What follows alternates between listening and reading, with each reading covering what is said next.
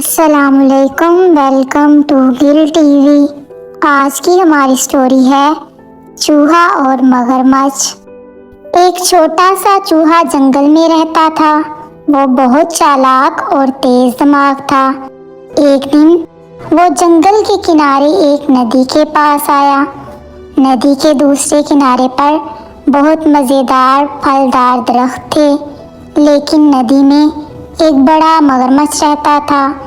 چوہا ان مزیدار پھلوں کو حاصل کرنے کے لیے بہت بے چین تھا، مگر اس کو پتا تھا کہ اگر وہ ندی میں کودا تو مگرمچھ اسے کھا جائے گا۔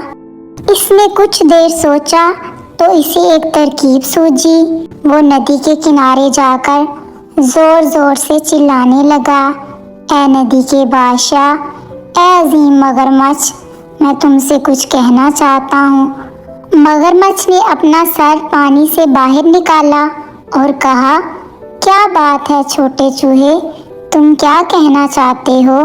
چوہا بولا، اے عظیم مگرمچھ، جنگل کے بادشاہ شیر نے تمہیں ندی کے دوسرے کنارے دعوت دی ہے۔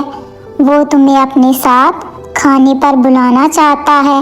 مگرمچھ کو یہ سن کر بہت خوشی ہوئی۔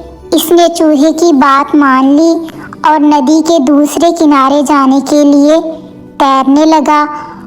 چوہا چالاکی سے مگرمچھ کی پیٹھ پر چڑھ گیا اور اس کے ساتھ ندی پار کرنے لگا۔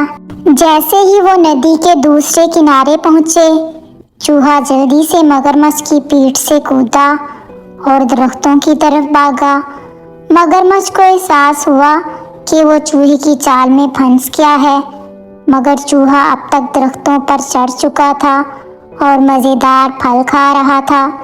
چوہے نے مگرمچھ کی طرف دیکھا اور کہا، اے عظیم مگرمچھ، مجھے معاف کر دو، میں صرف ان پھلوں تک پہنچنے کا راستہ تلاش کر رہا تھا۔ مگرمچھ نے غصے میں پانی کو مارا، مگر چوہا اپنی عقل مندی کی وجہ سے محفوظ تھا۔ تو پیارے بچوں، اس سٹوری سے ہمیں یہ سبق ملتا ہے کہ عقل ہمیشہ طاقت پر غالب آتی ہے۔ مزید سٹوریز کے لیے ہمارے چینل کو سبسکرائب، لائک اور شیئر کریں۔